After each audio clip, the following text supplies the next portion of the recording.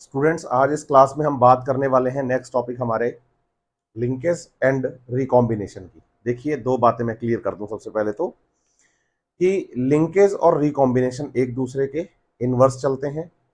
अगर लिंकेज होगा तो रिकॉम्बिनेशन नहीं हुआ है, रिकॉम्बिनेशन होगा तो लिंकेज नहीं हुआ है। एक बात। दूसरी चीज, लिंकेज जो है ये आपको समझना होगा कि एक्सेप्शन है लॉ ऑफ इंडिपेंडेंट असोर्टमेंट का। ठीक है। और जो रिकॉम्बिनेशन होता है, इस रिकॉम्बिनेशन का मतलब है क्रॉसिंग ओवर। तो मैं आपको क्लियर कर दूं दोनों बातों में थोड़ा सा। सबसे पहले तो आपको समझाऊं कि जो लिंकेज है वो लॉ ऑफ इंडिपेंडेंट असॉर्टमेंट का क्या है, एक्सेप्शन। अगर हम इसमें बात करें इंडिपेंडेंट असॉर्टमेंट में, तो आपको याद होना चाहिए कि F2 जनरेशन जो थी, उस F2 जनरेशन में रेशो आता है 9:3:3:1। सही है। लेकिन आपको यह समझना होगा कि जब हम लिंकेज की बात करेंगे, क्रॉस वैसा ही होगा दो करेक्टर्स को लेकर। क्यों? क्योंकि लॉ ऑफ इंडिपेंडेंट असॉर्टमेंट जो था वो बेस्ड किस पर था? तो हम कहते हैं कि ऑन डाई हाइब्रिड क्रॉस। तो डाई हाइब्रिड क्रॉस का मतलब होता है जब आप दो करेक्टर्स में क्या करवाते हैं, क्रॉस। सही है। अब आपको समझना होगा कि लिंकेज के दौरान जब मॉर्गन साहब ने ये एक्सपेरिमेंट किए, टीएच मॉर्गन का नाम आपको मिलेगा, लास्ट लेक्चर में बिल्कुल एंड में बता के भी गया था कि उन्होंने अपने एक्सपेरिमेंट ड्रोसोफिला पे किए थे। तो आप बताएंगे कि जब टीएच मॉर्गन ने अपने एक्सपेरिमेंट्स ड्रोसोफिला पे किए थे, तो एक्सपेरिमेंट्स के दौरान उन्होंने, हाँ, बात वही बोलनी है आपको कि भाई दो करेक्टर्स में क्रॉस करवाया था, लेकिन रेशो 9:3:3:1 मींस इंडिपेंडेंट असॉर्टमेंट वाला नहीं आया था। उसका रीजन कि वहां लिंकेज थी। तो वहां लिंकेज थी। तो अब क्या किया कि उन्होंने ऐसे डाइहाइब्रिड क्रॉस ड्रोसोफिला पे काफी सारे करवाए, जिसमें से दो एग्जांपल, मतलब दो क्रॉस, एनसीईआरटी हमें पढ़ाती है। एनसीईआरटी ने पहले पैराग्राफ में हमें यही बात समझाई है। लेकिन आपको मैं बता दूं, उसके बाद जब सेकंड पैराग्राफ एनसीईआरटी शुरू करती है, तो वो हमें मॉर्गन के एक्सपेरिमेंट के बारे में बताती है। लेकिन उस एक्सपेरिमेंट का डायग्राम नेक्स्ट पेज पे है। डायग्राम जो है वो नेक्स्ट पेज पे है। अब बच्चे को क्या लगता है कि बच्चे को लगता है कि यार ये जो डायग्राम है ये तो बाद में आना चाहिए था। लेकिन मैं आपको बताऊं, मैं लिंकेज पढ़ाने से पहले आपको ड्रोसोफिला के बारे में जो एनसीईआरटी ने क्रॉस ए और क्रॉस बी पढ़ा रखा है, मैं उसी पे बात करूंगा आपके साथ। उसके बाद हम आगे बढ़ेंगे। ठीक है। एनसीईआरटी ने जो हमें टीएच मॉर्गन के बारे में बताया कि हम कहें कि जो लिंकेज टर्म है उसे किसने बताया, तो हम कहते हैं कॉइंड बाय टीएच मॉर्गन। ठीक है। मॉर्गन के एक्सपेरिमेंट्स किस पर थे? तो हम बताते हैं एक्सपेरिमेंट्स ऑन ड्रोसोफिला।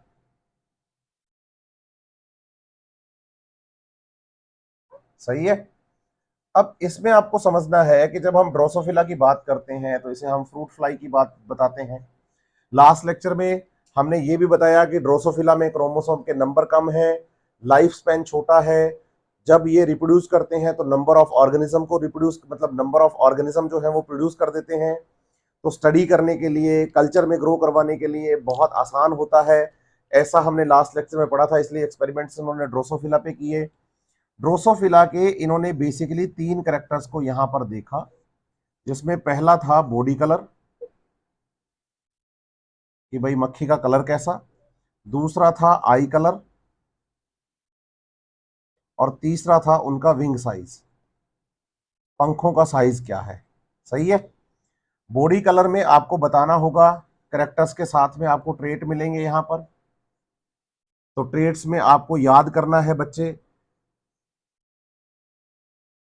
एक तो ब्राउन और येलो बॉडी कलर, रेड और वाइट आई कलर, और लार्ज साइज और स्मॉल साइज के पंख। स्मॉल साइज के पंखों को मिनिएचर लिखा हुआ है, आप दुखी मत होइएगा। अब आपको बताना है कि इसमें हमें डोमिनेंट और रिसेसिव याद करने पड़ेंगे, डोमिनेंट और रिसेसिव याद करने पड़ेंगे। तो इसमें याद करना है आपको कि जो डोमिनेंट है वो ये ऊपर मैंने पहले लिखे, जैसे ब्राउन कलर, रेड आई और लार्ज साइज, ये डोमिनेंट है। मॉर्गन ने क्या किया है कि मॉर्गन ने हमेशा लिंकेज के दौरान, आपको मैं बता दूं ये बात, लिंकेज के दौरान हम जो अल्फाबेट्स यूज करते हैं वो रिसेसिव के लिए लिख देते हैं। जैसे रिसेसिव कैरेक्टर कौन था? Yellow colour. कैसा था? रिसेसिव था। तो रिसेसिव के लिए लिखा small Y. White colour of the eye कैसा था? रिसेसिव था। रिसेसिव के लिए क्या लिखा? Small W. Small size wing का मिनिएचर एम, मतलब कैसा कैरेक्टर है? रिसेसिव कैरेक्टर है। अब क्या होगा कि जब हम बात करेंगे डोमिनेंट कैरेक्टर्स की, है ना, तो डोमिनेंट कैरेक्टर्स के बारे में याद रखिएगा कि भाई जब भी लिंकेज के क्वेश्चंस आएंगे तो प्लस यूज करते हैं हम। या तो मैं प्लस लिखूंगा, या मैं वाई प्लस लिखूंगा, या मैं इसको वाइल्ड टाइप बताऊंगा। वाइल्ड टाइप होने का मतलब हो गया कि ये डोमिनेंट कैरेक्टर होगा। मतलब या तो मैं अकेला प्लस लिखूं, मैं अगर कल को लिख दूं प्लस स्मॉल वाई, है ना, तो बाय डिफॉल्ट जो प्लस है उसका मतलब है कैपिटल वाई, मतलब डोमिनेंट कैरेक्टर। तो लिंकेज के दौरान जब लिखा जाता है तो अल्फाबेट्स में डोमिनेंट को रिप्रेजेंट करने के लिए प्लस लिखना है आपको। उसका रीजन भी मैं अभी आपको बताऊंगा। प्लस, वाई प्लस या वाइल्ड टाइप मॉडिफाई क्या होता है? डोमिनेंट होता है। ऐसे अगर रेड के लिए बात करोगे तो बोलो प्लस या डब्ल्यू प्लस या वाइल्ड टाइप या डोमिनेंट, एक ही बात है।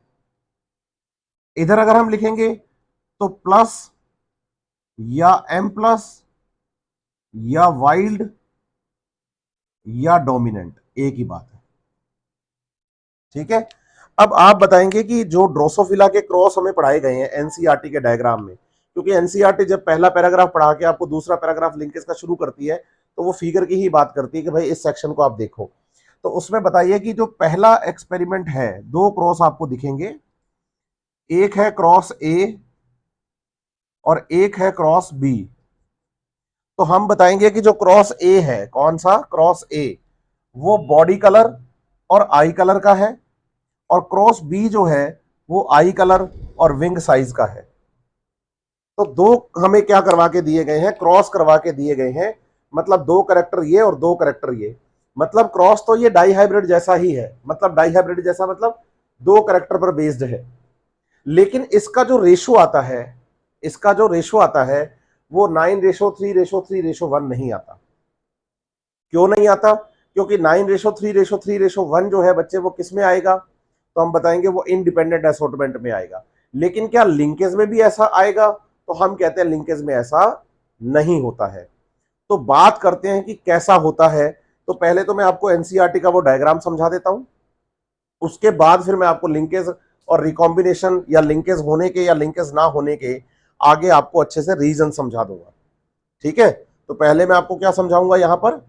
हाँ, चलिए शुरू करते हैं टॉपिक को।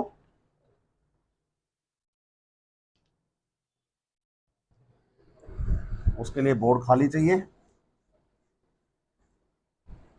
पहले क्रॉस ए, फिर क्रॉस बी, उसके बाद फिर लिंकेज के बारे में दूसरी बातें। भाई होता क्या है कि लिंकेज के बारे में पहले सारी दूसरी बातें बताई जाती हैं, उसके बाद फिर लिंकेज का डायग्राम आता है। लेकिन हम पहले लिंकेज का डायग्राम कर लेंगे ताकि हमें कोई इशू ना रहे। फिर मैं इसके रीजन आपको समझाऊंगा कि ऐसा क्यों हुआ। तो आसानी से एनसीईआरटी की लैंग्वेज जो है वो आपके दिमाग में चली जाएगी, क्योंकि एनसीईआरटी में सीक्वेंस यही है। एनसीईआरटी में सीक्वेंस यही है। ठीक है।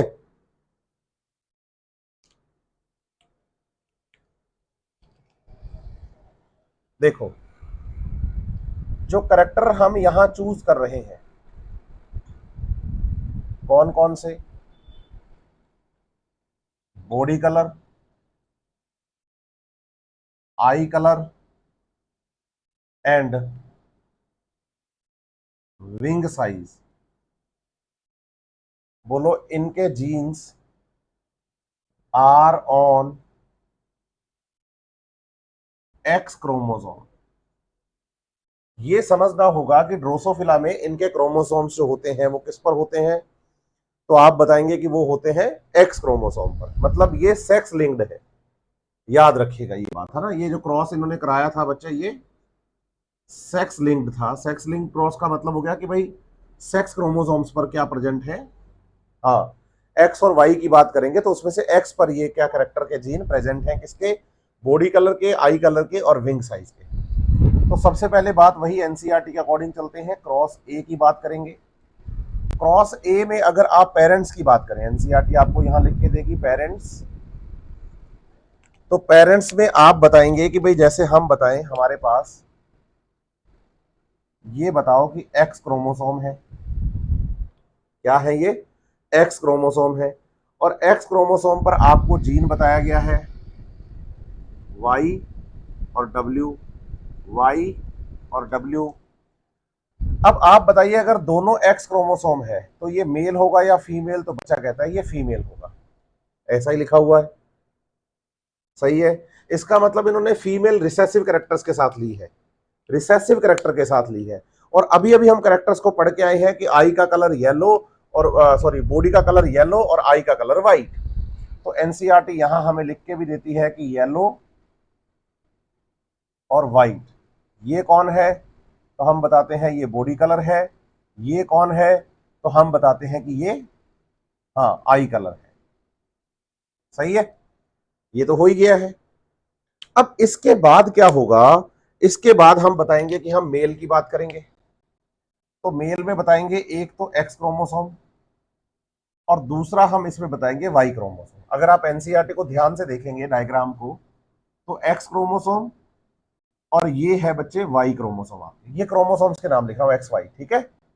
अब इसमें इन्होंने करेक्टर, अगर एक्स क्रोमोसोम देखो, एक ही एक्स क्रोमोसोम होगा मेल में, तो इस पे अगर आप करेक्टर देखोगे तो एक आपको दिखेगा वाई प्लस और एक आपको दिखेगा डब्ल्यू प्लस। इसका मतलब ये हो गया है कि ये करेक्टर आप बताएंगे कि वाइल्ड टाइप है। कैसे हैं, वाइल्ड टाइप है। वाइल्ड टाइप होने का मतलब क्या हो गया है, बोलो, ब्राउन तो होगी बॉडी, सही है, और रेड होगी आई, ठीक है। अब इसमें एक क्रोमोसोम एक्स और एक क्रोमोसोम वाई है, तो आप बताएंगे कि ये मेल ड्रोसोफिला होगा। तो देखिए पहला डायग्राम आपका ऐसा ही है, फर्स्ट वाला डायग्राम आपका ऐसा ही है, आपको ये दिखाई दे रहा होगा। अब इन्होंने क्या कहा कि भाई इसमें हो गया है क्रॉस, मेल और फीमेल में क्या करवाया गया है, क्रॉस। जैसे ही क्रॉस हुआ तो क्रॉस होने के बाद आप बताएंगे कि यहां आएगी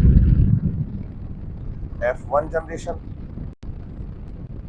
और जब हम F1 जनरेशन की यहां पर बात करेंगे, किसकी बात करेंगे, F1 जनरेशन की हम बात करेंगे, तो हम देखेंगे कि भाई एक्स और वाई क्रोमोसोम की हमें बात करनी है।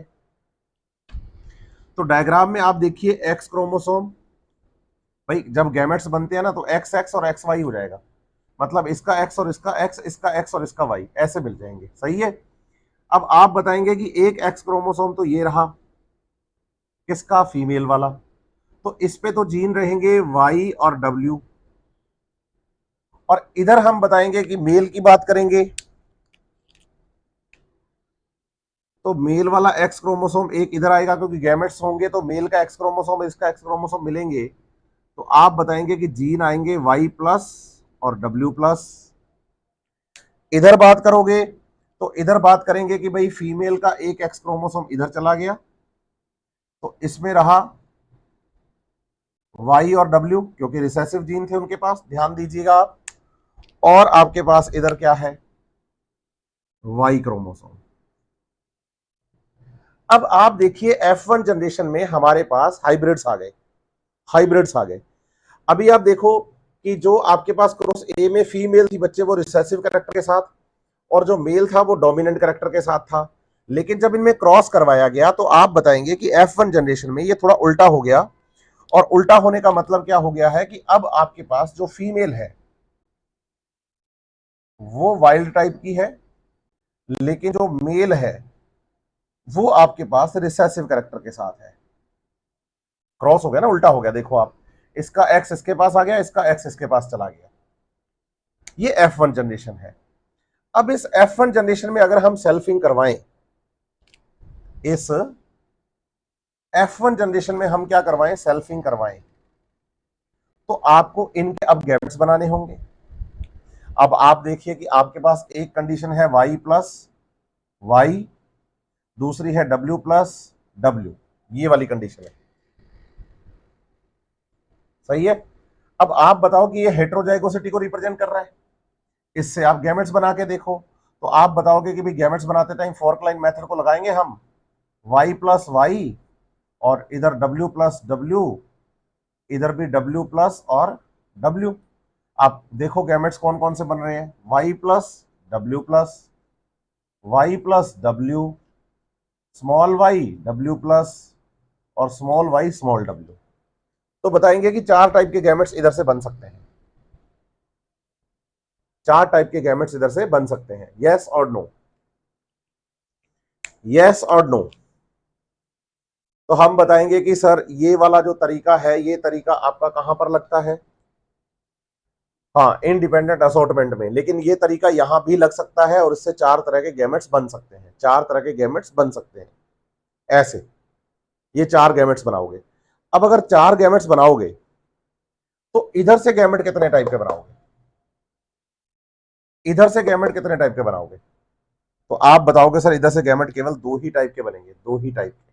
तो चलिए फीमेल से आप बताएंगे 4 टाइप के गैमेट्स बना लीजिए आप, मेल से केवल आपको 2 ही टाइप के गैमेट्स मिलेंगे, जिसमें एक में एक्स क्रोमोसोम और दूसरे में वाई क्रोमोसोम होगा, उसके अलावा कुछ नहीं होगा, उसके अलावा कुछ नहीं होगा, सही है।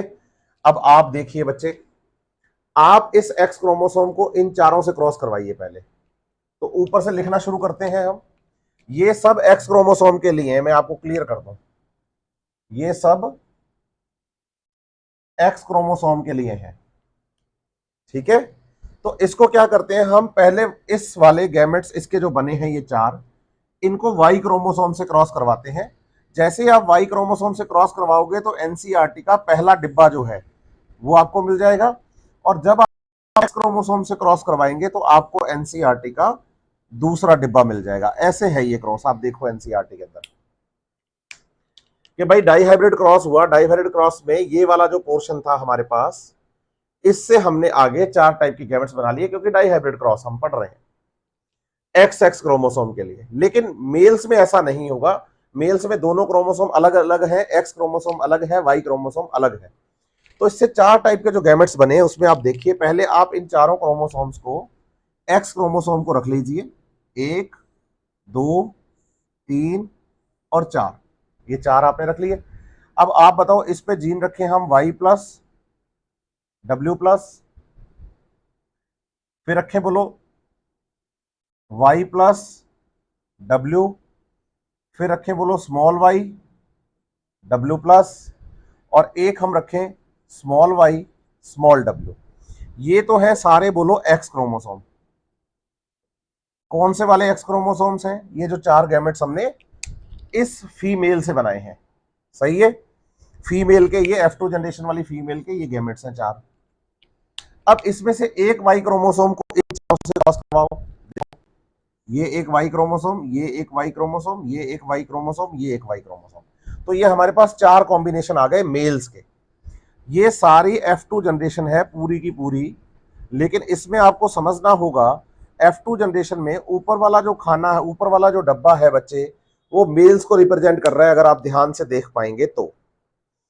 अब हम चलते हैं किसकी तरफ, फीमेल्स की तरफ। तो अब फीमेल्स में देखो आप, वही पहले चारों गैमेट आप लिख लीजिए, X chromosome X chromosome X chromosome X chromosome. तो क्या क्या है इन पे, Y plus W plus small y small डब्ल्यू, Y plus W small y और डब्ल्यू प्लस।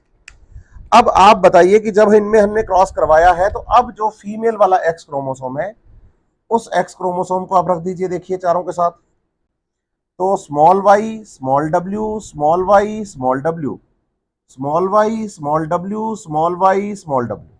अब आप ध्यान दो, आपके पास जो पेरेंटल क्रॉस था, पेरेंटल में देखो स्मॉल वाई स्मॉल डब्ल्यू था, तो देखो स्मॉल वाई स्मॉल डब्ल्यू मिल रहा है, स्मॉल वाई स्मॉल डब्ल्यू मिल रहा है, इसका मतलब ये पेरेंटल कॉम्बिनेशन है, सही है। और इधर अगर मेल में देखेंगे तो हम बताएंगे स्मॉल वाई प्लस और डब्ल्यू प्लस था। तो आप बताओ, इधर हमें वाई प्लस डब्ल्यू प्लस मिल रहा है, इधर हमें वाई प्लस डब्ल्यू प्लस मिल रहा है। इसलिए एनसीईआरटी ने इस पूरी लाइन को, आप ध्यान दीजिएगा, इस पूरी लाइन को पेरेंटल टाइप ही लिखा है। ये वाली जो पूरी लाइन यहां से लेकर यहां तक की बनाई है हमने, ये पूरी हमने पेरेंटल बनाई है। लेकिन अब आप देखो, y प्लस के साथ w आ गया। क्या यहां y प्लस के साथ अकेला w था? नहीं, w प्लस था। लेकिन अभी कौन आ गया? w आ गया। इधर स्मॉल y के साथ w प्लस था, मतलब आ गया है। क्या स्मॉल y के साथ w प्लस था? नहीं, w था। तो ये रिकॉम्बिनेंट्स बने, मतलब ये नए कॉम्बिनेशन बने। तो आप बताओगे कि ये न्यू कॉम्बिनेशन है, ये न्यू कॉम्बिनेशन है, न्यू कॉम्बिनेशन। सही है बात? ये पूरा का पूरा न्यू कॉम्बिनेशन, ये पूरा का पूरा पेरेंटल। तो आपको मैं क्लियर कर दूं दोबारा, F2 जनरेशन आपने कैसे बनाई। जैसे आपके पास ये क्रॉस ए था, क्रॉस ए में जब आपने देखा कि फीमेल्स को तो आपने लिया है येलो व्हाइट, मतलब येलो बॉडी कलर और व्हाइट आई कलर, मींस रिसेसिव कैरेक्टर के साथ, और वाइल्ड टाइप आपने रखा है किसको? मेल को, डोमिनेंट ब्राउन बॉडी कलर और रेड आई के साथ क्रॉस करवाते हैं। तो भाई F1 जनरेशन हमारे पास आती है ऐसी। कैरेक्टर उल्टे हो गए, उल्टे हो गए मींस जो फीमेल है वो हमें मिलने लगी है ब्राउन और रेड, और जो मेल है वो हमें मिलने लग गया येलो व्हाइट। अब आप बताइए कि भाई इनमें दो क्रोमोसोम एक जैसे एक्स और एक्स है, इसका मतलब एक्स और एक्स है तो दोनों पे जीन्स प्रेजेंट है। तो आप इनमें अगर गैमेट्स बनाएंगे तो चार टाइप के गैमेट्स बनेंगे। लेकिन इसमें अगर देखेंगे तो एक्स और वाई में से क्रोमोसोम्स जीन्स जो है वो केवल एक एक्स क्रोमोसोम पर ही है। तो इससे दो ही टाइप के गैमेट बनेंगे, एक गैमेट में एक्स क्रोमोसोम और एक गैमेट में वाई क्रोमोसोम। अब ये चार टाइप के गैमेट्स मेरे पास फीमेल के बने। फीमेल के इन चारों टाइप के गैमेट्स को जब हम क्रॉस करवाएंगे, पहले हम वाई क्रोमोसोम के साथ करवाते हैं तो हमें चार मेल मिलते हैं, फिर हम एक्स क्रोमोसोम के साथ करवाते हैं तो हमें चार फीमेल मिलते हैं। यहां तक की बातें आपको क्लियर हैं। अब आपको यह बताना है कि भाई जब इन्होंने देखा F2 जनरेशन को, तो नंबर ऑफ, जैसे मान लेता हूं मैं 100 टोटल मेरे पास क्या बने हैं बच्चे? ऑफ स्प्रिंग्स बने हैं। कितने बने हैं? 100। तो आप एनसीईआरटी में देखो कि उन 100 में से पेरेंटल टाइप जो था वो 98.7% था। मतलब 100 में से 98.7 मक्खियां ऐसी थी जो कि कैसी थी? पेरेंटल टाइप थी, सेम टू सेम। लेकिन नए कॉम्बिनेशन आपके पास 1.3% ही बने हैं। मतलब ये किससे पता चल रहा है आपको? ये नंबर ऑफ ऑर्गेनिज्म से पता चल रहा है आपको, नंबर ऑफ ऑर्गेनिज्म से पता चल रहा है। तो आप बताइए कि यहां पेरेंटल टाइप अगर आप ध्यान देंगे तो आपको ज्यादा मिल रहे हैं, पेरेंटल टाइप आपको ज्यादा मिल रहे हैं, और नए कॉम्बिनेशन आपको कम मिल रहे हैं, और काफी कम मिल रहे हैं। ये क्रॉस ए है जो कि बॉडी और आई कलर में करवाया गया था, बॉडी और आई कलर में करवाया गया था। अब हम क्या करते हैं, दूसरे करेक्टर पे आते हैं। दूसरा करेक्टर जो है बच्चे वो आई कलर और विंग साइज में करवाया गया क्रॉस है। तो मैं इधर आपको दूसरा क्रॉस बना के बताता हूं एनसीईआरटी का। उम्मीद करूंगा कि ये क्रॉस आपको समझ में आया है, क्योंकि ये समझ में आएगा तो लिंकेज की मैं आगे की सारी बातें आपको समझा पाऊंगा। ये समझ जाइएगा आप, है ना। पहले आपको ये डायग्राम समझना बहुत जरूरी है। तो एनसीईआरटी की सीक्वेंस के अकॉर्डिंग ही चलूंगा, क्योंकि थ्योरी में एनसीईआरटी ने पहले इसी के बारे में बात करी है हमारे साथ। अब हम बात करते हैं बेटा क्रॉस बी की। अब जब हम क्रॉस बी की बात करेंगे तो सबसे पहले हम बात पेरेंट्स की करेंगे। जब हम पेरेंट्स की यहां पर बात करेंगे तो हम बताएंगे कि जो पेरेंट्स हैं बच्चे, उनमें हमें वही बात same to same X X और एक्स वाई क्रोमोसोम वाली बात करनी है। लेकिन इस बार हम क्या करेंगे, आई कलर और विंग साइज में क्रॉस करवाएंगे। आई कलर और, जैसे मैं आपको पेरेंटल साइज में बताऊं, इधर फीमेल, इधर मेल के क्रोमोसोम, ये फीमेल के क्रोमोसोम एक्स और एक्स क्रोमोसोम दो, और इधर एक एक्स क्रोमोसोम मेल का, ये एक्स एक्स क्रोमोसोम है। वही सेम लीजिए आप करेक्टर, लेकिन इस बार आपको क्या पढ़ना है, आई कलर तो W और विंग साइज को M। सही है? तो आई कलर आप बताएंगे व्हाइट और विंग साइज आप बताएंगे मिनिएचर। तो आप बताएंगे कि ये हो गया आई कलर और ये हो गया बच्चे, हाँ, विंग साइज। सही है? और इधर जो करेक्टर लेंगे हम, ये प्लस इसका नहीं है, ये फीमेल को दिखा रहा हूं मैं। इधर करेक्टर लेंगे W प्लस M प्लस, और साथ में होगा कौन? Y chromosome. सही है। और इधर हम रेड आई और लार्ज साइज के विंग्स, तो ये कैरेक्टर विंग का है और ये कैरेक्टर आई का है।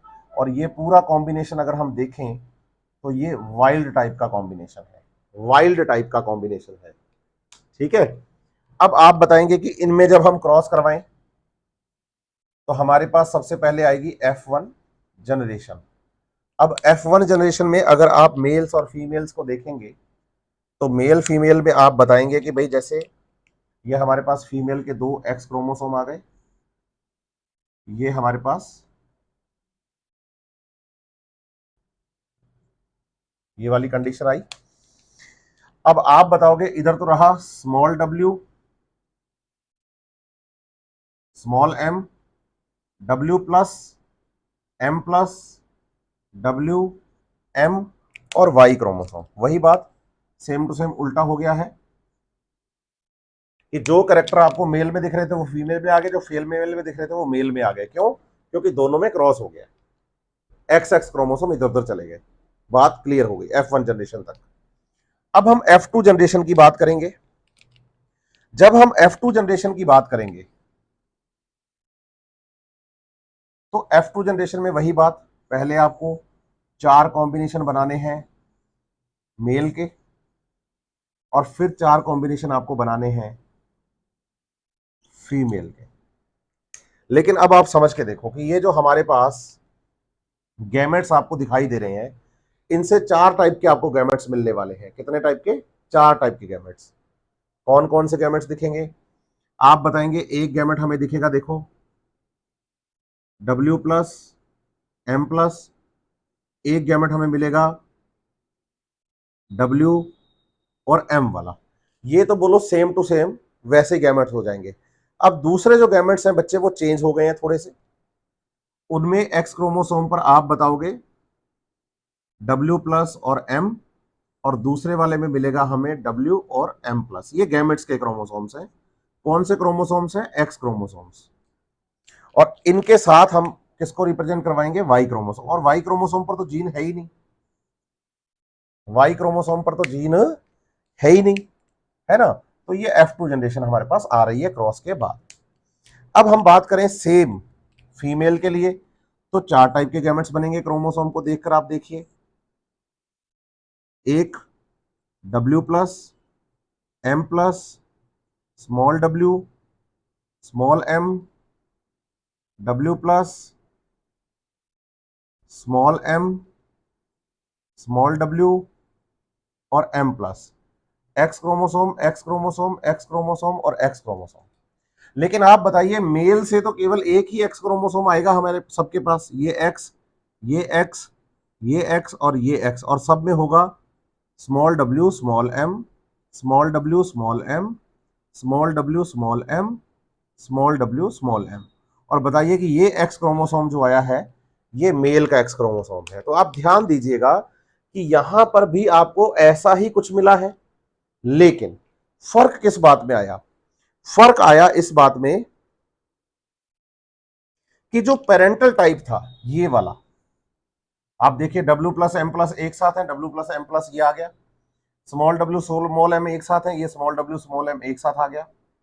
यस और तो बताएंगे 62.8%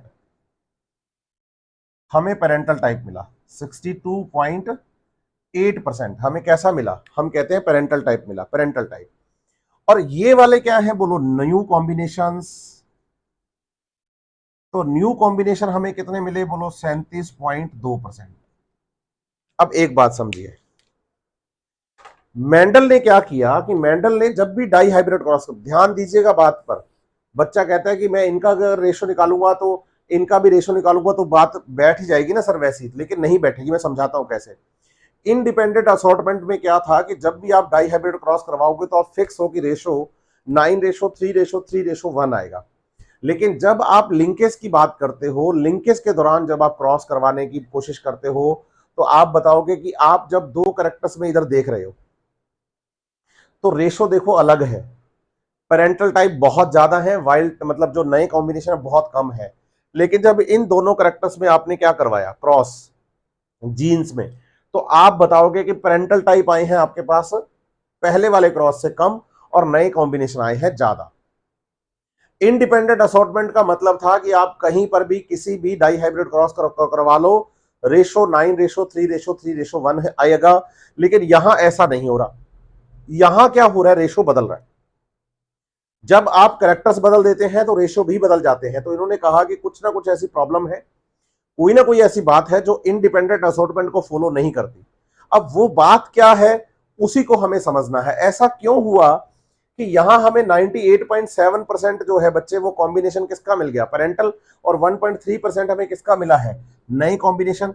इसमें ऐसा क्या हुआ कि 62.8% तो हमें मिला पेरेंटल और 37.2% हमें मिले हैं नए कॉम्बिनेशन। तो ऐसा क्या चेंज आएगा इनके अंदर कि हमें ये ऐसे कॉम्बिनेशंस मिले हैं, तो अभी हम उस पे ही बात करने वाले हैं। अभी मैं आपको लिंकेज और समझाने वाला हूं बच्चे, क्या, हाँ, रिकॉम्बिनेशन, जो कि एनसीईआरटी की हेडिंग है।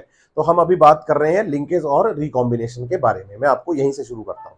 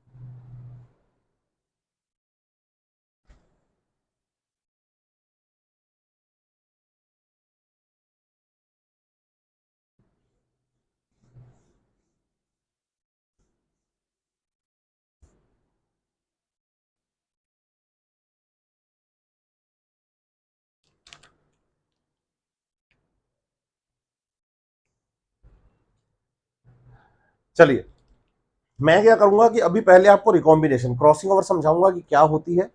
मैं यही मान के चल रहा हूं कि आपको क्रॉसिंग ओवर नहीं आता।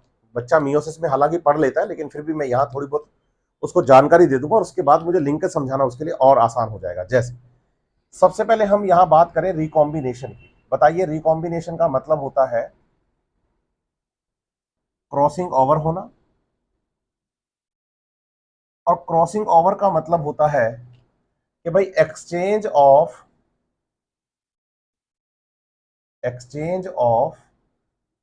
DNA means genes between non sister chromatids of chromosome. Chromosome के नॉन सिस्टर क्रोमेटिड्स के बीच में क्या हो रहा है, तो हम बताएंगे क्रोमेटिड्स के नॉन सिस्टर क्रोमेटिड्स के बीच में यहां क्रॉसिंग ओवर होता है। कब होता है ये, तो हम बताते हैं कि occurs in pachytene of prophase 1 during meiosis. तो ये बात भी क्लियर कर लो कि मियोसिस के दौरान ही ऐसा होगा। जब मियोसिस होगा उस टाइम पे आपको बताना है पेकाइटिन के दौरान, प्रोफेज मतलब प्रोफेज 1 के दौरान पेकाइटिन में क्रॉसिंग ओवर होता है। तो सबसे पहले तो मैं आपको समझाऊं कि भाई सिस्टर और नॉन सिस्टर क्रोमेटिड्स क्या होते हैं, फिर उनके बीच में डीएनए के एक्सचेंज की बात करेंगे, फिर आगे की बातें करते हैं। देखिए, बताइए कि कोई एक सेल है, एक एग्जांपल ले लीजिए कि सेल है, सेल में chromosome number is equal to n is equal to कितने हैं, तो हम बताते हैं 2n इज इक्वल टू, यहाँ क्रोमोसोम नंबर है 8। कोई भी एक सेल का एग्जांपल ले लो आप, है ना। अब इसमें हमने कहा कि भाई chromosome number 1, chromosome number 2, chromosome number 3 और क्रोमोसोम नंबर 4। हर एक क्रोमोसोम की दो कॉपी है, इसलिए हम 2n लिख रहे हैं। हर एक क्रोमोसोम की दो कॉपी है, इसलिए हम 2n लिख रहे हैं। इसका मतलब क्रोमोसोम नंबर 1 की दो कॉपी है, क्रोमोसोम नंबर 2 की भी दो कॉपी है, क्रोमोसोम नंबर 3 की भी दो कॉपी है और क्रोमोसोम नंबर 4 की भी दो कॉपीज है। चलिए बताइए, ये क्रोमोसोम नंबर 1 है, ये क्रोमोसोम नंबर 2 है, ये क्रोमोसोम नंबर 3 है, ये क्रोमोसोम नंबर 4 है। ऐसे ही हम बात करें कि इसी की कॉपी ये क्रोमोसोम नंबर 1 है, ये क्रोमोसोम नंबर 2 है, ये क्रोमोसोम नंबर 3 है और ये क्रोमोसोम नंबर 4 है। ठीक है, आप बताइए कि ऐसे क्रोमोसोम्स जो एक दूसरे की कॉपी होते हैं, मतलब एक नंबर क्रोमोसोम एक नंबर की क्या है, हम बताते हैं कॉपी है। बताइए जो क्रोमोसोम्स एक दूसरे की कॉपी होते हैं, साइज में, लेंथ में, शेप में एक जैसे होते हैं, उन क्रोमोसोम्स को होमोलोगस क्रोमोसोम्स कहा जाता है। क्या कहा जाता है? होमोलोगस क्रोमोसोम्स कहा जाता है। एक तो ये बात क्लियर करनी है। दूसरी बात समझो आप, जब आप इन होमोलोगस क्रोमोसोम्स की बात करते हो तो आप बताते हो कि जैसे भाई ये हमारे पास एक होमोलोगस क्रोमोसोम है और दूसरा ये हमारे पास होमोलोगस क्रोमोसोम है। तो बताएंगे कि यहां होमोलोगस क्रोमोसोम हमारे पास कितने हैं, तो हम बताते हैं 2। सही है। अब आप बताइए इसमें ये जो है, ये एक डीएनए है यहां पर, ये दूसरा डीएनए है यहां पर। तो बताइए एक क्रोमोसोम में यहां पर कितने डीएनए हैं? बताइए, एक डीएनए ये है, एक डीएनए ये है, और बताएं क्रोमोसोम के एक डीएनए को ही हम क्रोमेटिड कहते हैं। इसका मतलब क्रोमोसोम में 2 डीएनए जो हैं उसमें से एक डीएनए का नाम क्रोमेटिड है, क्रोमेटिड।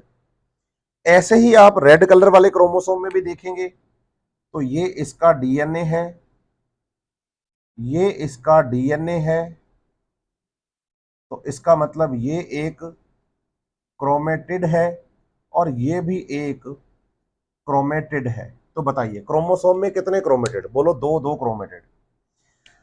अब बताओ कि रेड वाला क्रोमेटिड, रेड वाले क्रोमेटिड का बोलो सिस्टर क्रोमेटिड है। सिस्टर क्रोमेटिड बोलो, सेम क्रोमोसोम के 2 क्रोमेटिड सिस्टर क्रोमेटिड कहलाते हैं। ऐसे ग्रीन वाले का क्या है, तो हम बताते हैं सिस्टर क्रोमेटिड है, सिस्टर क्रोमेटिड। ये भी क्लियर है हमें। लेकिन आप बताइए कि अगर हम ग्रीन वाले को रेड वाले के साथ कंपेयर करें,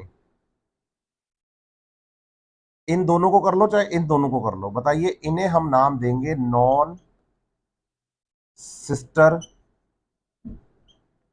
क्रोमेटिड्स, और इनमें होती है क्रॉसिंग ओवर। अब क्रॉसिंग ओवर के दौरान होता क्या है, आप बताओगे कि पहले तो ये पेयरिंग करते हैं और फिर ओवरलैपिंग होती है इनकी आपस में, एक दूसरे पर ये उलझ जाते हैं। जैसे मैं बताऊंगा कि भाई मेरे पास ये एक क्रोमोसोम था होमोलोगस, इसी की कॉपी मेरे पास दूसरा होमोलोगस क्रोमोसोम ये था। ये दोनों एक दूसरे पर क्या हो गए, बोलो उलझ गए।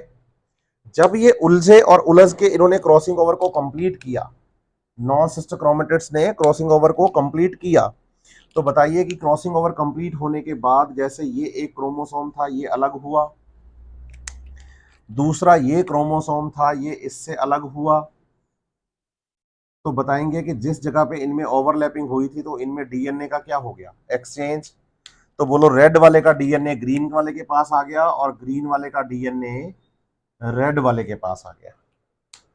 इसका मतलब पेरेंटल क्रोमोसोम्स जो थे होमोलोगस, उनका कॉम्बिनेशन चेंज होके ये वाला कॉम्बिनेशन बन गया, उनका कॉम्बिनेशन चेंज होके ये वाला कॉम्बिनेशन बन गया।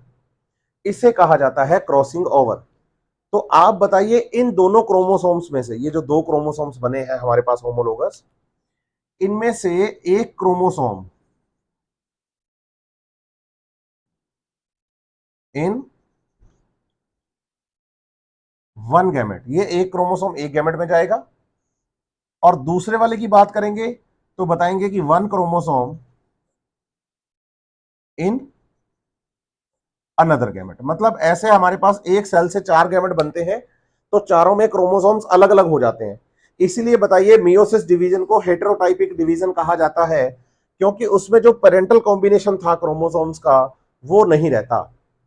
पेरेंटल क्रोमोसोम्स का जो कॉम्बिनेशन था वो नहीं रहता है, ये आपको समझना होगा, समझना होगा। तो आप बताइए कि ये तो है क्रॉसिंग ओवर, बेसिक जानकारी क्रॉसिंग ओवर की इतनी आपको अगर पता है तो काम आपका हो जाएगा। अब मैं आपको बताता हूं बच्चे लिंकेज के बारे में कि लिंकेज कैसे होती है। तो क्रॉसिंग ओवर कैसे लिंकेज को ओवरकम करता है, क्रॉसिंग ओवर कैसे लिंकेज का एक्सेप्शन होता है, उस पर हम बात करेंगे अभी। चलिए अब मैं लिंकेज के बारे में आपको जानकारी देता हूं। अब बताइए कि होमोलोगस क्रोमोसोम्स थे हमारे पास, ये है ना, ये मैं आपको बता ही चुका हूं। अब इनमें मैं लिंकेज आपको समझाता हूं।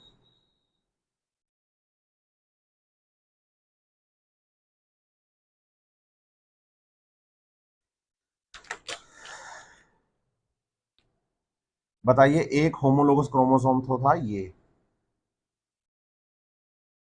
सही है, और दूसरा होमोलोगस क्रोमोसोम था ये।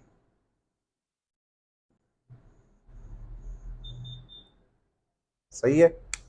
अब इसमें मैं जीन्स की बात करूं, जीन्स की बात करूं, तो मैंने कहा कि भाई इसमें जीन यहां था ए, यहां था बी, और यहां था डी। इधर देखो, स्मॉल ए, स्मॉल बी और स्मॉल डी। मैंने सी इसलिए नहीं लिया क्योंकि कैपिटल सी और स्मॉल सी में डिफरेंस ज्यादा दिखा नहीं पाते, हम डी और ए और बी को दिखा सकते हैं। अब आप बताओ कि इनमें क्रॉसिंग ओवर होगा, इनमें क्रॉसिंग, मैंने डबल क्रोमेटेड क्रोमोसोम लिए हैं, इनको मैं सिंगल क्रोमेटेड क्रोमोसोम करके बता देता हूं ताकि आपके लिए थोड़ा आसान हो जाए क्रॉसिंग ओवर करना और चीजों को समझ पाना। जैसे कि सिंगल क्रोमेटेड क्रोमोसोम में ये वाली बात है कि भाई एक क्रोमेटेड मतलब क्रोमोसोम का ये है और दूसरा क्रोमेटेड क्रोमोसोम का ये है, ऐसे वाली कंडीशन है। अब आप बताएंगे कि इसमें जो क्रोमोसोम्स पर आपको जीन दिखाई देंगे वो दिखाई देंगे ए, बी और कैपिटल डी, इधर स्मॉल ए, स्मॉल बी और स्मॉल डी। अब अगर आप सोचो इनमें क्रॉसिंग ओवर हो जाए, इनमें क्रॉसिंग ओवर हो जाए, तो बताइए कि जब क्रॉसिंग ओवर होता है, क्रॉसिंग ओवर, तो क्रॉसिंग ओवर के दौरान डीएनए का एक्सचेंज होता है। तो आप सोचिए कि इसने कोई डीएनए उठाकर इसको दिया और इसने कोई डीएनए उठाकर इसको दिया, इसने कोई डीएनए उठाकर इसको, इसने कोई डीएनए उठाकर इसको दिया। तो आप इस बात को ऐसे समझ के देखो कि भाई ये जो क्रॉसिंग ओवर हुआ, इस क्रॉसिंग ओवर के दौरान अगर रेड वाले का सेगमेंट ग्रीन वाले के पास और ग्रीन वाले का सेगमेंट रेड वाले के पास आ जाए, समझना मेरी बात को आप, यहां से रेड वाले का सेगमेंट ग्रीन वाले के पास और ग्रीन वाले का सेगमेंट रेड वाले के पास आ जाए, तो क्या होगा बताओ। रेड वाले के पास जब ग्रीन वाले का सेगमेंट आया, है ना, या फिर बोलो कि ग्रीन वाले के पास रेड वाले का सेगमेंट आया, तो जीन्स में देखो क्या डिफरेंस आया। बोलो ये इतने पास पास थे जीन, ए और बी वाले जीन्स इतने पास पास थे ये जीन कि भाई एक साथ ही चले गए, small a small b, capital A capital B, इतने पास पास थे कि डीएनए के टुकड़े में दोनों जीन चले गए। लेकिन इधर वाला देखो आप, कैपिटल डी और स्मॉल डी ऐसा कैसा ही रहा, क्योंकि मैंने वहां क्रॉसिंग ओवर दिखाया नहीं आपको। ठीक है, तो एक तो पूरा क्रोमोसोम कभी क्रॉसिंग ओवर नहीं करता, एक चीज।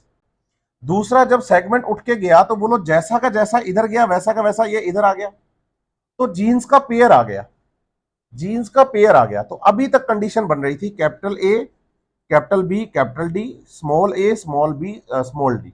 लेकिन अभी देखो आप कॉम्बिनेशन का बना स्मॉल ए स्मॉल बी और capital D.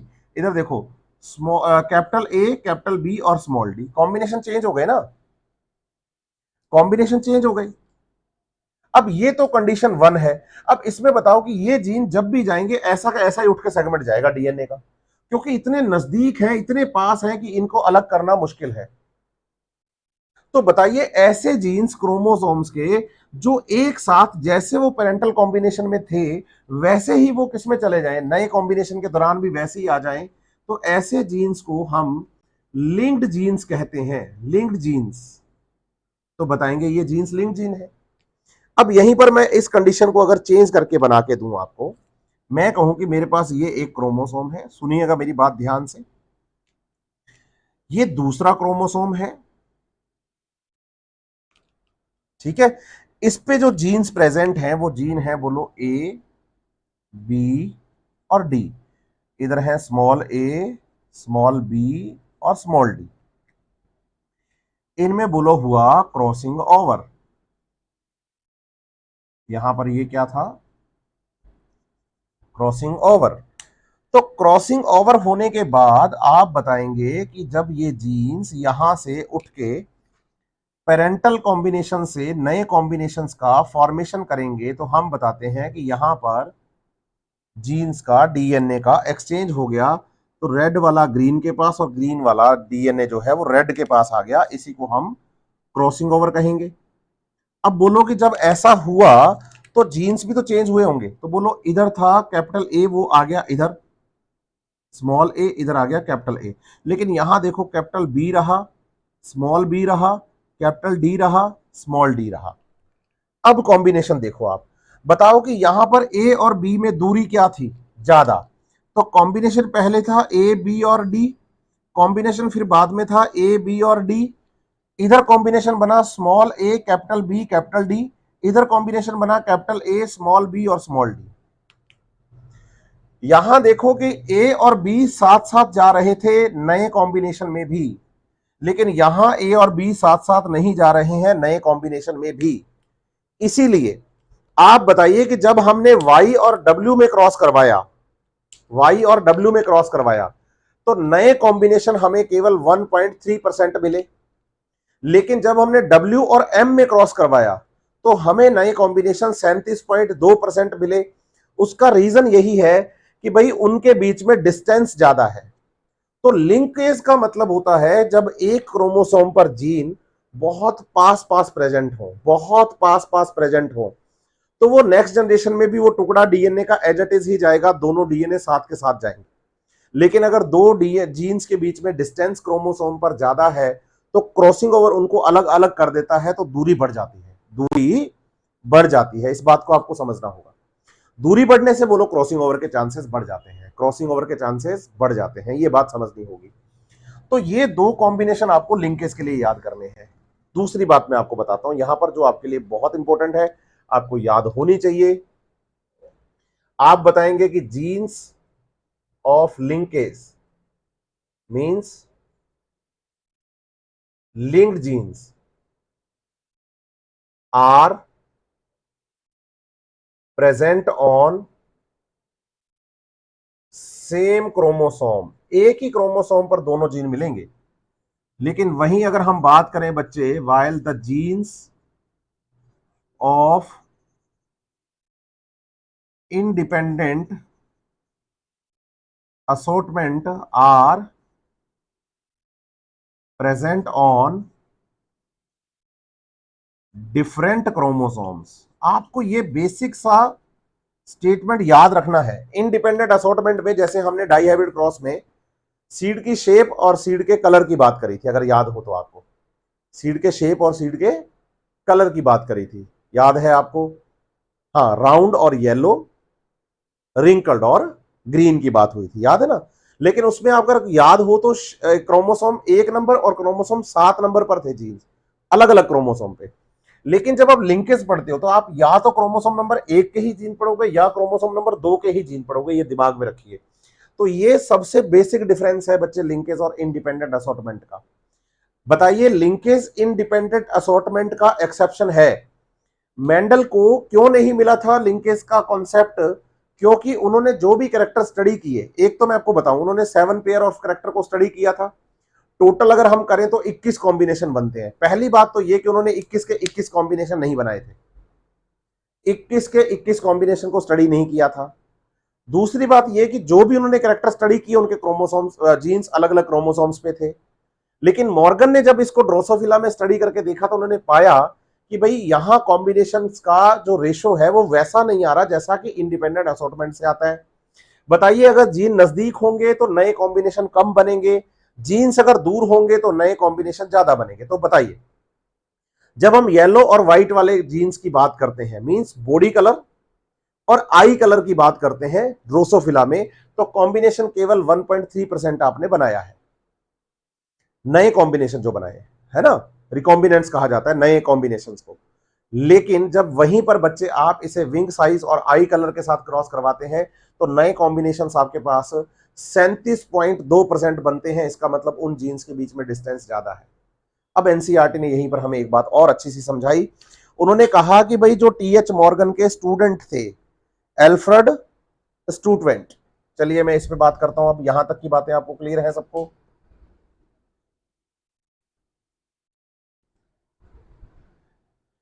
Alfred Stuart went, उन्होंने क्या किया, हमें क्रोमोसोम्स पर जीन्स के प्रेजेंट होने की जो डिस्टेंस है उसको मापने के लिए, उसको मेजर करने के लिए एक यूनिट बता दी, है ना, एक यूनिट बता दी। मैं बताता हूं कैसे। उस यूनिट को हम बोलते हैं बच्चे सेंटीमॉर्गन। भाई स्टूडेंट ऑफ एनसीईआरटी ऐसे लिख के देती है, his student, student of T H Morgan, नाम क्या है, Stuart went, Alfred Stuart went, है ना। तो आप बताएंगे कि इन्होंने हमें जीन मैपिंग बताई, मतलब जीन्स का मैप बनवाना बताया। कैसे बताया मैं आपको बताता हूं। जैसे मैं ड्रोसोफिला की ही बात करता हूं आपके साथ, ताकि आपको चीजें समझ में आ जाएं। मैंने कहा कि ड्रोसोफिला के दो कैरेक्टर, बॉडी कलर और आई कलर में जब मैं क्रॉस करवाता हूं तो मुझे पेरेंटल ज्यादा मिलते हैं, है ना, कितने, 98.7%। लेकिन मुझे नए कॉम्बिनेशन मतलब रिकॉम्बिनेंट्स कम मिलते हैं, 1.3%। और बॉडी कलर और आई कलर के जीन को अगर हमने देखा है तो हमने इसे कैसे बताया है, तो हम कहते हैं इसको हमने वाई और डब्ल्यू से बताया है। तो हम बताएंगे कि क्रोमोसोम पर अगर आप डायग्राम में देखोगे ना, एक्स क्रोमोसोम पर इन दोनों को पास पास रखा है, वाई और डब्ल्यू को पास पास रखा है। तो आप बताइए कि जितने परसेंट आपको रिकॉम्बिनेंट्स मिलेंगे, मतलब आप बताइए कि आपने टोटल पॉपुलेशन 100 की देखी, उस 100 की पॉपुलेशन में से जितने परसेंट आपके पास क्या बनेंगे, रिकॉम्बिनेंट, पेरेंटल टाइप नहीं, रिकॉम्बिनेंट, उतना ही इनके बीच में जीन्स का डिस्टेंस होगा। तो अगर मैं बताऊं कि distance between Y and W gene, तो मेरा आंसर होगा 1.3 सेंटीमॉर्गन। मॉर्गन साइंटिस्ट को नाम रिस्पेक्ट देने के लिए इसको सेंटीमॉर्गन यूनिट बताया गया। तो इन दोनों के बीच में डिस्टेंस कितना आएगा, तो मैं कहूंगा स्मॉल वाई स्मॉल डब्ल्यू के बीच में जो डिस्टेंस है वो कितना है, हाँ 1.3%। लेकिन अगर मैं यहीं पर बात करूं ड्रोसोफिला के बारे में, और मैं कहूं कि जो ड्रोसोफिला हमारे पास है, इस ड्रोसोफिला में दो करेक्टर अब हम देख रहे हैं, एक तो आई कलर को और दूसरा विंग साइज को। आई कलर का जीन डब्ल्यू से लिखते हैं, विंग साइज का जीन जो एम से लिखा है हमने। अब हमने इसमें पेरेंटल टाइप कितने बनाए थे, आपने डायग्राम पढ़ा है, पहले मैंने वही पढ़ाया है, और उसके बाद आपने रिकॉम्बिनेंट्स बनाए हैं। रिकॉम्बिनेंट्स कितने बने हैं उसको देखो आप। तो आप बताते हैं कि 68 पॉइंट कितना, सॉरी 62.8, हमने कितना बताया है, 62.8%, तो क्या रहा, बोलो पेरेंटल टाइप। 68.2 तो क्या रहा, बोलो पेरेंटल टाइप। और 37.2 क्या रहा, रिकॉम्बिनेंट्स। तो नए कॉम्बिनेशन दिखे। अब आप देखो कि एक्स क्रोमोसोम पर अगर इन जीन्स को आप देखोगे तो एनसीईआरटी में डायग्राम बनाते टाइम डब्ल्यू और एम को दूर दूर रखा गया। क्यों रखा गया, क्योंकि इनके बीच में, बोलो distance between W and M gene हम बताएंगे 37.2 सेंटीमॉर्गन। 37.2 सेंटीमॉर्गन। अब अगर मैं इन तीनों जीन्स को क्रोमोसोम पर दिखाऊं, मैं एक पॉसिबिलिटी ले रहा हूं, बस मैं आपको यह बता रहा हूं कि एक पॉसिबिलिटी बनती है। क्या पॉसिबिलिटी बनती है, यहां देखना, मैं केवल एक पॉसिबिलिटी बता रहा हूं आपको कि ऐसी एक पॉसिबिलिटी हो सकती है। वो पता तो क्रॉसिंग ओवर मतलब क्रॉस करने से पता चलेगा, एनसीईआरटी में है नहीं। आप बताओ ये एक्स क्रोमोसोम है, हम कहते हैं हाँ। एक्स क्रोमोसोम पर सबसे दूर कौन है, हम कहते हैं डब्ल्यू और एम। अगर डब्ल्यू और एम दूर दूर हैं तो 37.2 का डिस्टेंस है दोनों के बीच में, हम कहते हैं यस, सही है। 37.2 सेंटीमॉर्गन। ये किसके बीच में बता रहा हूं मैं, डब्ल्यू और एम के बीच में। अब बताओ वाई और डब्ल्यू के बीच में डिस्टेंस कितना है, तो आप बताते हो इसके बीच में डिस्टेंस है 1.3। तो वाई यहां पर अगर मैं लिख दूं, यहां पर ये 1.3 सेंटीमॉर्गन, तो आप 37.2 में से 1.3 को माइनस करना, y और m के बीच का डिस्टेंस आ जाएगा। या दूसरी पॉसिबिलिटी बनती है कि भाई ये एक्स क्रोमोसोम पर ये y और w और m जीन है, w और m जीन है, यहां इनके बीच में डिस्टेंस है 37.2 सेंटीमॉर्गन। तो आप बताओ कि अगर मैं y को इधर दिखाऊं तो 1.3 को इसमें और जोड़ देना। इसका मतलब w से अगर y दूर रहा तो y और m में दूरी आएगी, और अगर y और m नजदीक हुए तो फिर आप बताइए इन दोनों के बीच में आएगा। तो ऐसे आप क्रोमोसोम पर जीन का अरेंजमेंट बता सकते हैं। मैं एग्जांपल लेके आपको बताऊंगा, अभी एग्जांपल लेके जीन मैपिंग बताऊंगा। अभी एग्जाम में क्वेश्चन अभी तक लिंकेज पे कुछ ज्यादा टफ नहीं आए हैं, मैं आपको क्लियर कर दूं। पिछले अगर 8 साल के पेपर आप देखेंगे तो उसमें बताओ कि भाई लिंकेज टर्म किसने दी है, बताओ जीन मैपिंग किसने बताई है, ऐसे वाले क्वेश्चन ज्यादा है। मतलब लिंकेज से कुछ ज्यादा टफ न्यूमेरिकल नहीं आया है, ऐसे हम कह दें कि बहुत टफ न्यूमेरिकल आया हुआ है तो नहीं आया है, बस कुछ बातें आई हैं। कैसे क्रॉसिंग ओवर के जो जीन्स होते हैं वो आपको बताने हैं बच्चे की non sister chromatids of the homologous chromosomes होते हैं। लिंकेज के जीन एक ही क्रोमोसोम पर होते हैं। लिंकेज के दौरान पेरेंटल टाइप के कॉम्बिनेशन ज्यादा और रिकॉम्बिनेंट जो नए कॉम्बिनेशन होते हैं वो कम बनते हैं। ऐसी बातें आपको याद करनी है। एनसीईआरटी से एग्जाम में क्वेश्चन यही आया है। कौन कौन से कैरेक्टर हैं जिनमें क्रॉसिंग ओवर हुआ है, तो क्रॉस ए और क्रॉस बी आपको याद करना है।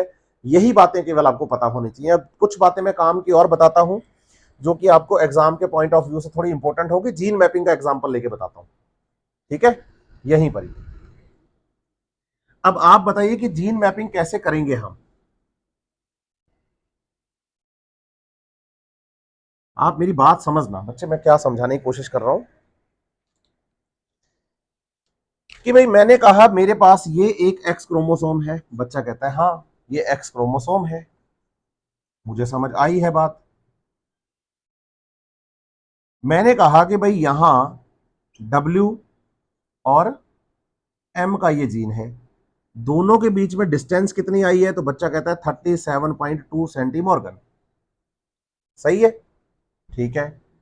अब आप बताओ अगर मैं इसी एक्स क्रोमोसोम पर Y और W के बारे में आपसे पूछ लूं तो आप बताते हैं डिस्टेंस 1.3 सेंटीमॉर्गन। मेरी बात समझिएगा, 1.3 सेंटीमॉर्गन मतलब जितना क्रॉसिंग ओवर रिकॉम्बिनेंट आता है उतना हम जीन का डिस्टेंस बताते हैं। रिकॉम्बिनेंट ज्यादा मतलब जीन में डिस्टेंस ज्यादा, क्रॉसिंग ओवर के चांसेस ज्यादा। डिस्टेंस कम मतलब क्रॉसिंग ओवर के चांसेस कम, मतलब लिंकेज कम। अब समझना, अगर मैं क्वेश्चन में आपसे यह कह दूं कि मैंने एम जीन और वाई जीन में क्रॉस करवाया था, एम में और वाई जीन में मैंने क्रॉस करवाया था, और बताइए कि जो रिकॉम्बिनेंट्स हैं, बोलो ऐसे, रिकॉम्बिनेंट्स हैं वो लेस देन 37.2 आए, लेस देन 37.2 आए, मतलब इससे कम आए, तो आप बताइएगा कि जो ये जीन्स होंगे इसमें W और M के बीच में डिस्टेंस 37.2 है। इसका मतलब जब Y और M में क्रॉस करवाओगे तो इनमें अगर रिकॉम्बिनेंट्स कम आए हैं, इसका मतलब ये जीन और नजदीक है। तो बताइए कि Y इन दोनों के बीच में कहीं आएगा। लेकिन अगर इसी कंडीशन को मैं यहां चेंज कर दूं और मैं कहूं कि भाई M और Y जीन को क्रॉस मैंने करवाया और क्रॉस करवाने पर जो रिकॉम्बिनेंट्स आए वो आए मोर देन 37.2%, इसका मतलब ये एक्स क्रोमोसोम होगा, इस पर ये M और ये W होगा। तो बोलो Y और दूर चला जाएगा क्योंकि 37 से भी ज्यादा दूरी आ रही है। मतलब आपको समझना है कि क्रॉसिंग ओवर के लिए ये बात आपके दिमाग में रहनी चाहिए कि जितना ज्यादा क्रॉसिंग ओवर से नए कॉम्बिनेशन आएंगे जीन्स में डिस्टेंस उतनी ही ज्यादा होगी सेम क्रोमोसोम पर। आप बताइए कि भाई 3 थे, एक कॉम्बिनेशन और भी तो बनता है ना, विंग साइज का और बॉडी कलर का कॉम्बिनेशन भी तो बनता है। अगर विंग साइज और बॉडी कलर के कॉम्बिनेशन में हम बताएं कि जो रिकॉम्बिनेंट्स के नंबर है वो 37.2 से ज्यादा आ गए, तो बताओ कि M और Y में दूरी Y और W और M से भी ज्यादा है। लेकिन अगर 37.2 से कम आ गए तो इसका मतलब W और M की दूरी ज्यादा है, Y और M की दूरी कम है। रिकॉम्बिनेंट ज्यादा दूरी ज्यादा, रिकॉम्बिनेंट कम दूरी कम, ये याद रखिएगा एक चीज। दूसरी बात याद रखनी है, क्रॉसिंग ओवर टोटल जीन्स का जितना भी हमें पास रिकॉम्बिनेशन आता है इसमें 50% से ज्यादा नहीं हो सकता। मैं कैसे बता देता हूं आपको, यहां मैं आपको बताऊं कि भाई अगर अगर हम इसको बॉडी कलर और आई कलर को देखें तो पेरेंटल टाइप कितने आए हैं 98.7, रिकॉम्बिनेंट कितने आए हैं। हाँ, आपको बताना है कि 100 की पॉपुलेशन में से 50% हमेशा आपको पेरेंटल ही मिलेंगे। मैक्सिमम से मैक्सिमम 50% लोग ऐसे होंगे बच्चे जो रिकॉम्बिनेंट आएंगे, ये ध्यान रखना आप। मतलब मैक्सिमम रिकॉम्बिनेशन कितने परसेंट हो सकता है, 50%। आज के बाद अगर कोई पूछे कि भाई जीन्स में क्रॉसिंग ओवर कितने परसेंट तक मैक्सिमम हो सकती है, आप बताइएगा 50% तक। इसका मतलब क्रॉसिंग ओवर जनरली हमारे अंदर लेस देन 50% ही होता है, और लिंकेज कभी 50% से कम नहीं होगा। लिंकेज कभी 50% से कम नहीं होगा। अब बच्चा कहता है कि ऐसा क्यों, मैं उसका भी उसको एग्जांपल दे देता हूं, है ना। फिर आगे बढ़ते हैं। बेटा जितना पढ़ा रहा हूं इतना कर लेना, एनसीईआरटी हो जाएगी, एग्जाम के सारे क्वेश्चन हो जाएंगे। हाँ, ज्यादा मतलब इधर उधर की बातें करने से इंपॉर्टेंट है कि आप एनसीईआरटी बेस्ड रहिए, काम की बातें ज्यादा करिए। मुझे कितना आता है उससे ज्यादा है कि इंपॉर्टेंट एग्जाम में कितना आता है।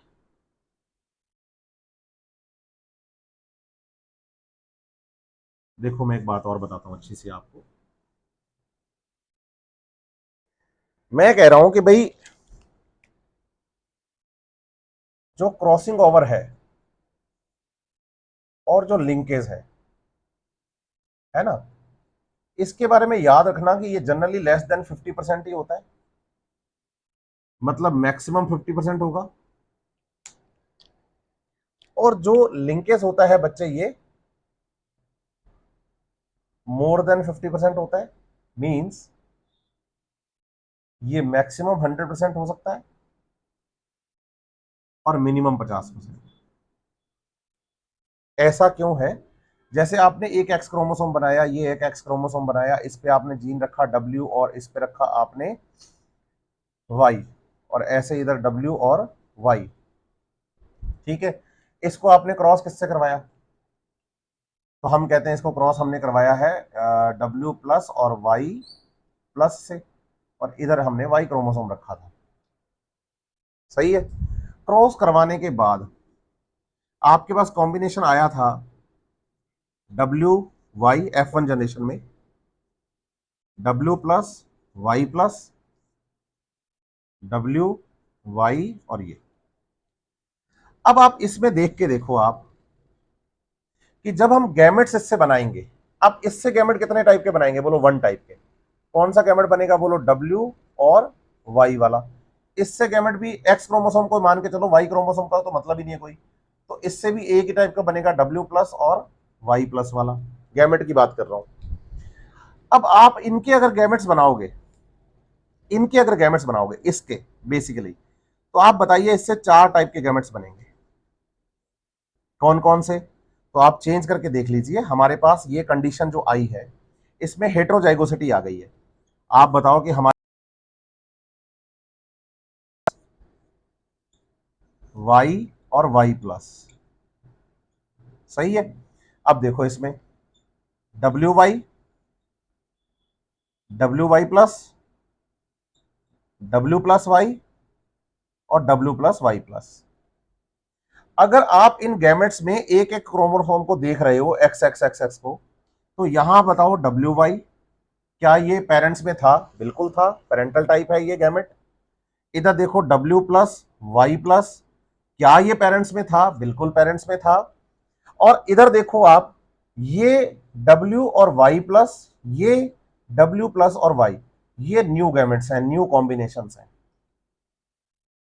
तो आप बताइए टोटल गैमेट कितने बने, बोलो चार, चार में से दो तो बोलो पेरेंटल टाइप ही बनेंगे, W Y W plus Y, W plus Y plus. तो चार में से दो तो बोलो पेरेंट्स के जैसे ही बनेंगे, दो ही नए कॉम्बिनेशन बनेंगे। इसका मतलब पॉसिबिलिटी 50% तक की ही है नए कॉम्बिनेशन की, 50% तक की ही है नए कॉम्बिनेशन की, ये बात आप ध्यान रखिएगा, ठीक है। और बच्चा कहता है सर अभी अभी आपने लिखा कि लिंकेज जो है वो मैक्सिमम 100% हो सकती है, इसका क्या मतलब है, मैं इसको भी समझा देता हूं आपको। मैक्सिमम लिंकेज 100% तक हो सकती है, इसको ऐसे समझो आप।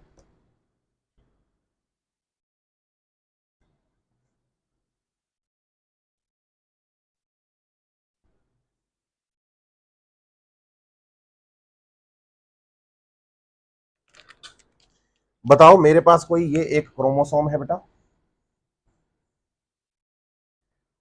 इस पर कैपिटल ए, कैपिटल बी, और ये दूसरा क्रोमोसोम है स्मॉल ए और स्मॉल बी है। वैसे ही आप बताइए, इधर कोई क्रोमोसोम है, इस पर क्रोमोसोम पर जीन है पी और क्यू, इधर पी और क्यू ऐसे है। आर लेते हैं, आर और क्यू ऐसे स्मॉल, और मतलब मैं लार्ज में डिफरेंस बता पाऊंगा। ध्यान दीजिएगा, ये आप बताइए कि जीन्स क्लोजली प्रेजेंट है,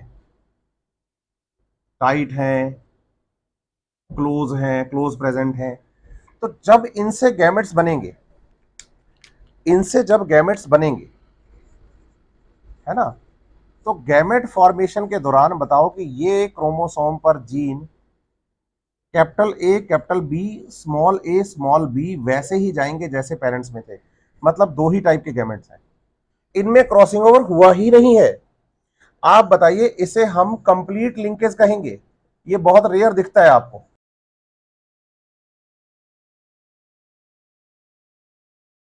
100% लिंकेज ही दिख जाए जीन्स का। लेकिन यहां अगर आप देखोगे तो जीन्स में डिस्टेंस थोड़ी सी क्या है, ज्यादा है। तो डिस्टेंस ज्यादा होने से आप बताओगे कि यहां पर जब हम गैमेट फॉर्मेशन की बात करेंगे, तो गैमेट फॉर्मेशन में आपको मिलेगा वही, बोलो आर और क्यू, सॉरी आर और स्मॉल आर। फिर इसमें बताओगे Q small q, Q small q, तो इधर बनेगा R Q, R small r capital Q, small r small q, ये कंडीशन बनेगी। इससे आप बताइए क्या इसमें लिंकेज हुआ है? बोलो हाँ हाँ लिंकेज हुआ ना, ये आर क्यू साथ था, ये आर क्यू साथ आ रहा है, ये आर क्यू साथ था, ये आर क्यू साथ आ रहा है। तो बोलो ये पेरेंटल टाइप है, ये भी पेरेंटल टाइप है, लेकिन ये न्यू कॉम्बिनेशन है। तो बताइए, इसे हम इनकम्प्लीट लिंकेज कहेंगे, इनकम्प्लीट लिंकेज कहेंगे। इनकम्प्लीट लिंकेज का मतलब क्रॉसिंग ओवर हुआ है, कंप्लीट लिंकेज का मतलब क्रॉसिंग ओवर एब्सेंट है। तो बताइए, अगर क्रॉसिंग ओवर एब्सेंट हुई तो लिंकेज होगा कंप्लीट, और अगर क्रॉसिंग ओवर हो गई तो लिंकेज होगा इनकम्प्लीट। और इनकम्प्लीट लिंकेज में याद रखिएगा कि पेरेंटल टाइप ज्यादा मिलते हैं हमेशा। अगर आप मैक्सिमम से मैक्सिमम भी अगर क्रॉसिंग ओवर ज्यादा ज्यादा करवा देंगे तो 50% ही क्रॉसिंग ओवर होगी, इससे ज्यादा क्रॉसिंग ओवर आप नहीं करवा पाएंगे। ये एनसीईआरटी की सारी बातें लिंकेज को लेकर, मॉर्गन को लेकर, जीन मैपिंग को लेकर सारी बातें मैं समझा चुका हूं। इस बात का आप ख्याल रखिए कि आपको एनसीईआरटी लाइन टू लाइन पढ़नी है। फिर इसके बाद हम आगे चलेंगे बच्चे। पॉलीजेनिक इनहेरिटेंस नेक्स्ट टॉपिक है हमारा, नेक्स्ट क्लास में हम सॉल्व करेंगे इसको। इस क्लास के लास्ट में दिए गए क्वेश्चंस को प्लीज आप सॉल्व करिएगा। Best of luck.